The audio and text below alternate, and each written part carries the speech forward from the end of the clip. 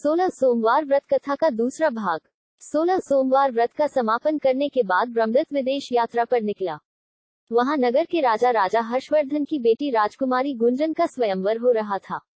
वहां के राजा ने प्रतिज्ञा की थी कि एक हथिनी यह माला जिसके गले में डालेगी, वह अपनी पुत्री का विवाह उसी से करेगा। ब्राह्मण भी उत्सुकता वश महल में चला गया। वहां कई राज्यों के राजकुमार बैठे थे। तभी एक सजी धजी हथिनी सूंड में जयमाला लिए वहां आई।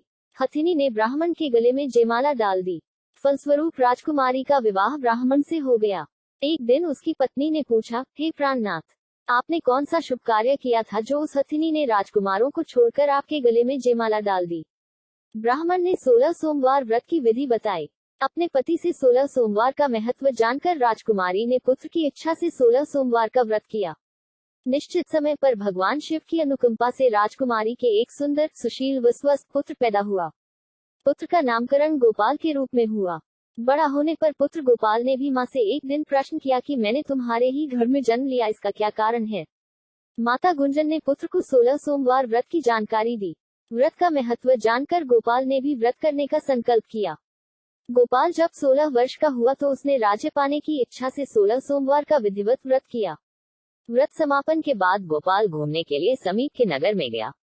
वहां के वृद्ध राजा ने गोपाल को पसंद किया और बहुत धूमधाम से अपनी पुत्री राजकुमारी मंगला का विवाह गोपाल के साथ कर दिया। 16 सोमवार के व्रत करने से गोपाल महल में पहुंचकर आनंद से रहने लगा। 2 वर्ष बाद वृद्ध राजा का निधन हो गया तो गोपाल को उस नगर का राजा बना दिया गया। इस तरह 16 सोमवार व्रत करने से गोपाल की राज्य पाने की इच्छा पूर्ण हो गई।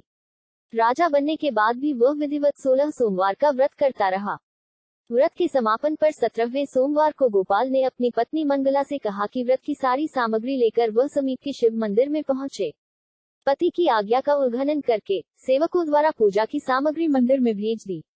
स्वयं मंदिर नहीं गई। जब राजा ने भगवान शिव की पूजा पूरी की तो आकाशवाणी हुई, हे राजन, तेरी रानी ने 16 सोमवार व्रत का अनादर किया है, सो रानी को महल से निकाल दे, नहीं तो तेरा सब वैभव नष्ट हो जाएगा।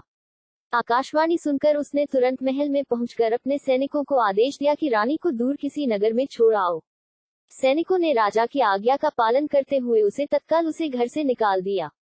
रानी भूखी प्यासी उस नगर में भटकने लगी। रानी को उस नगर में एक बुढ़िया मिली। वह बुढ़िया सूत काटकर बाजार में बेचने जा रही थी, लेकिन उस बुढ़िया से सूत उठ नहीं रहा था। बुढ़िया ने रानी से कहा, बेटी, यदि तुम मेरा सूत उठाकर बाजार तक पहुंचा दो और सूत बेचने में मेरी मदद करो तो मैं तुम्हें धन दूंगी। रानी ने बुढ़िया की बात मान ली, लेकिन जैसे ही रानी ने सूत की गठरी को हाथ लगाया, तभी जोर की आंधी चली और गठरी खुल जाने से सारा सूत आंधी में उड़ गया। बुढ़िया ने उसे फटकार कर भागा दिया। रानी चलते चलते नगर में एक तेली के घर पहुंची। उस तेली ने तरस खाकर रानी को घर में रहने के लिए कह दिया, लेकिन तभी भगवान शिव के प्रकोप से तेली के तेल से भरे मटके एक एक करके फूटने लगे। तेली ने भी भागा दिया। भूखी प्यास से व्याकुल रानी वहां से आगे की ओर चल पड़ी। रानी ने एक नदी पर जल पीकर अपनी प्यास शांत करनी चाहिए तो नदी का जल उसके स्पर्श से सूख गया। अपने भाग्य को कोसती हुई रानी आगे चल दी। चलते चलते रानी एक जंगल में पहुंची। उस जंगल में एक तालाब था। उसमें निर्मल जल भरा हुआ था। निर्मल जल देखकर रानी की प्यास तेज हो गई। जल पीने की लगी रानी ने तालाब की सीढ़ियां उतरकर जैसे ही जल को स्पर्श किया, तभी उस जल में असंख्य कीड़े उत्पन्न हो गए। रानी ने दुखी होकर उस गंदे जल को पीकर अपनी प्यास शांत की। रानी ने एक पेड़ की छाया में बैठकर कुछ देर आराम करना चाहा तो उस पेड़ के पत्ते पल भर में सूखकर बिखर गए। रानी दूसरे पेड़ के नीचे जाकर बैठी। जिस पेड़ के नीचे बैठती वही सूख जाता। वन और सरोवर की यह दशा देखकर वहां के ग्वाले बहुत हैरान हुए। ग्वाले रानी को समीप के मंदिर में पुजारी जी के पास ले गए। रानी के चेहरे को देखकर ही पुजारी जान गए कि रानी अवश्य किसी बड़े घर की है।